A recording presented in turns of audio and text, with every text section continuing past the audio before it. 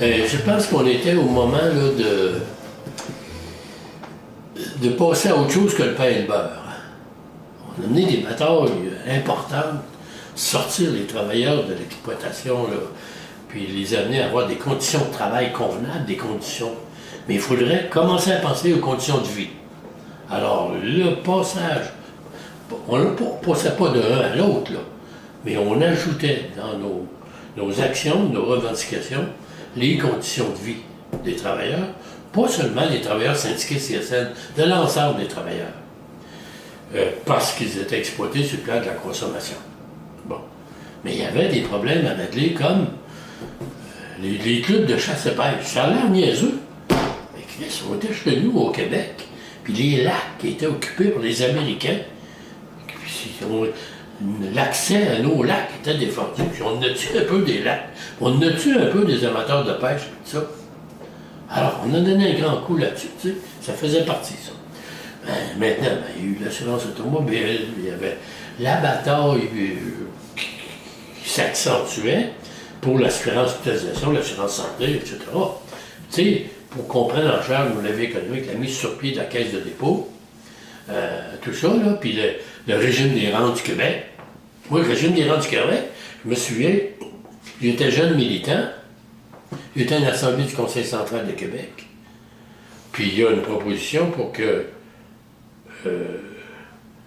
on ait une fonds de pension obligatoire dans le gouvernement. C'est un début de penser qu'on devrait avoir des fonds de pension, parce qu'il y en a qui avaient des fonds de pension dans des entreprises privées, quelques-uns.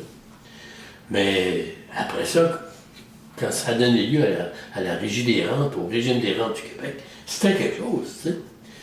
L'assurance automobile, c'est la même chose. J'entendais Lise Payette, là, dernièrement, là, expliquer comment elle a passé à travers ça. Mais on ne reviendra pas en arrière là-dessus, là, nos fautes, là, tu sais. C'est tellement humain, ça, tu sais. Bon, alors donc, puis tout l'endettement,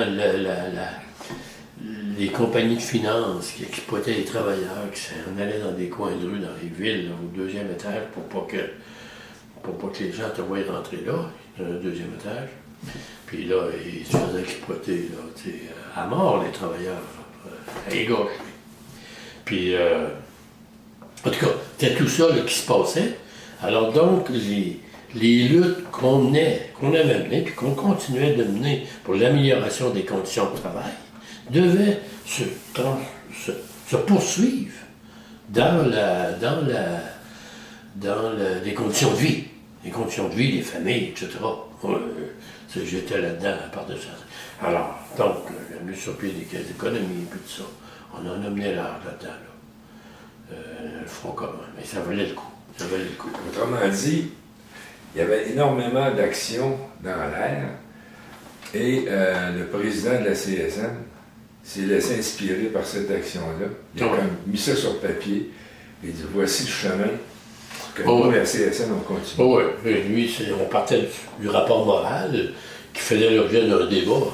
La CSN, ce qui est de particulier et ce qui est une richesse énorme, c'est les débats.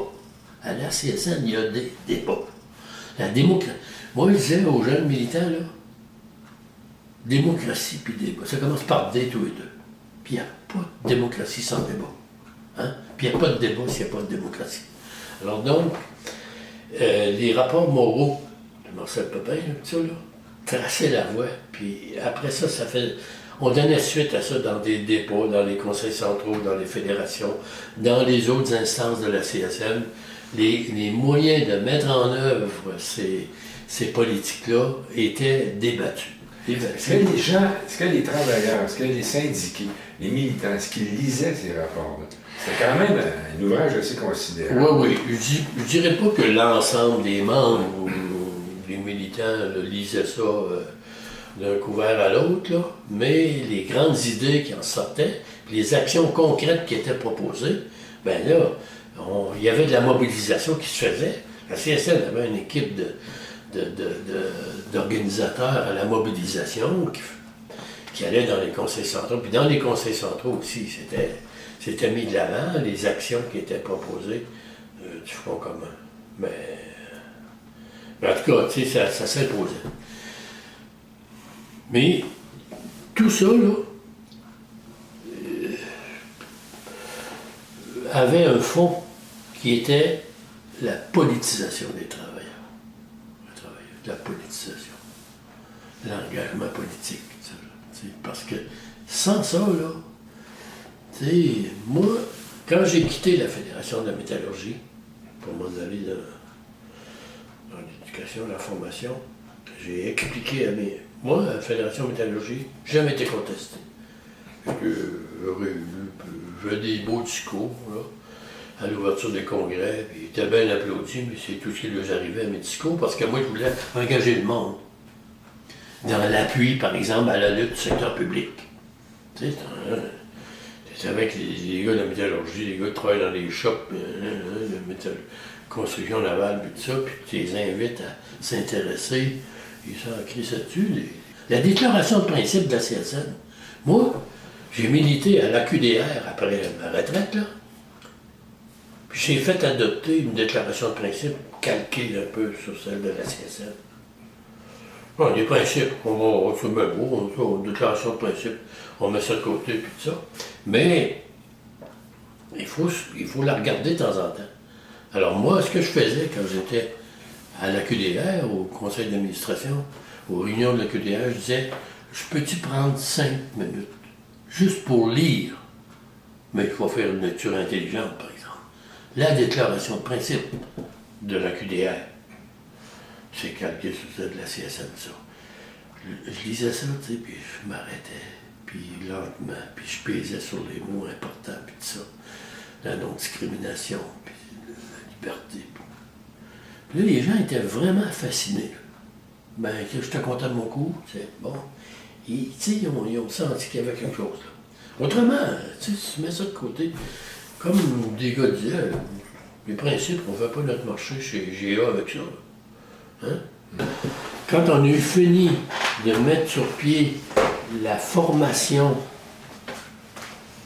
des jeunes militants qui arrivent en poste dans les syndicats, on a dit on va faire un deuxième degré. On va aller plus loin un petit peu, là. On va s'embarquer sur la formation économique, sociale et politique de ce monde-là, parce qu'ils sont vraiment engagés, là, tu sais, ils exercent leur citoyenneté, ils sont engagés, ils croient à des réformes de la société, aux transformations. Ben, on va leur faire prendre conscience de ce que c'est le système capitaliste, ce que c'est le partage des richesses, etc. On a fait un contenu là-dessus aussi, mais là, on peut même